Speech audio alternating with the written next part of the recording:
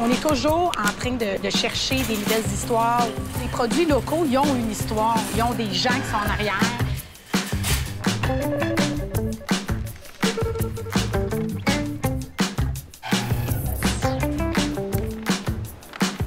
Pour Québec Bio, je rencontre aujourd'hui Caroline Deshôtels, directrice de la mise en marché pour IGA et Rachel Berry.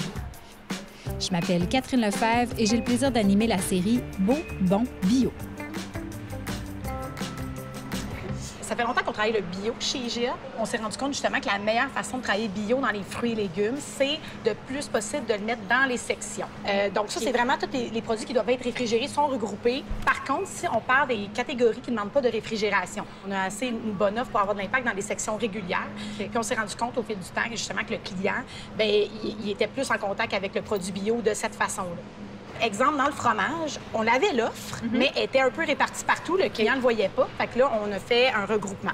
Si je pense aux charcuteries, bien, on a du breton, mais du breton, c'est le seul. Donc, il va être dans une section sans nitrite.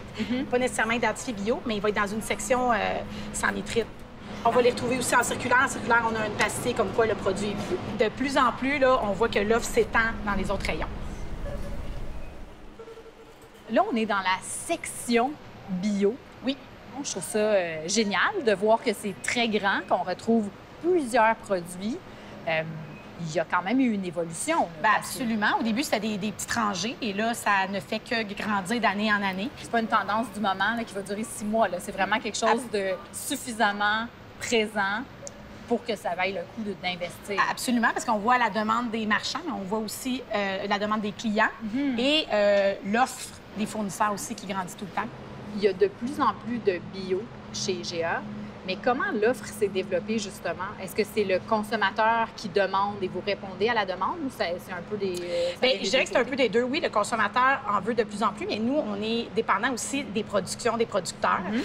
Donc, de plus en plus, les gens vont se convertir à la production bio. Fait que ça, c'est constamment en augmentation. Il y a de plus en plus de produits bio aussi. Fait que nous, on est capable justement de faire des sections plus larges, des mettre plus en valeur. Dans la circulaire, on les met beaucoup plus de l'avant qu'avant. Vous allez voir souvent des impacts majeurs, des front pages là, de fruits et légumes, où est-ce qu'on va mettre en mortaise de prix bio, chose qu'on ne voyait pas il y a quelques années. Il y a des marchés qui font des choses extraordinaires dans le réseau, puis on est capable justement d'avoir ce feedback-là, puis quand c'est des choses qui peuvent fonctionner bien, à travers la bannière, bien, nous, on a le pouvoir, après ça, de le faire descendre à tous les marchands. Mais quand ça vient d'un marchand, c'est encore plus puissant parce qu'il l'a testé dans son magasin. Donc, s'il y a un marchand qui fait affaire avec un producteur local, mais qui a la capacité de fournir la bannière, bien, il rentre en contact avec nous, on va rencontrer le producteur, on va voir comment on peut l'aider. Donc, Savourant est un bon exemple, les Serres Toundra sont un autre bon exemple. On est toujours en train de chercher des nouvelles histoires ou des nouveaux produits à mettre sur le marché. Ouais. Parce que les produits locaux, ils ont une histoire, ils ont des gens qui sont en arrière. C'est ça qui est le fun. Puis c'est de dire, hey, les Québécois, ils ne connaissaient pas, là, puis maintenant, à cause de IGA, là, ils connaissent le produit, puis ça a changé la vie d'un producteur ou d'un fournisseur. Puis c'est ça qu'on aime, dans le fond, c'est faire découvrir des nouveaux produits aux Québécois. Puis ça fait partie de notre culture de, justement, accompagner des producteurs, puis de les mettre au monde, puis de les faire rayonner. Quand on prend en charge quelqu'un, on lui donne beaucoup d'amour, puis on s'assure que ça soit un succès.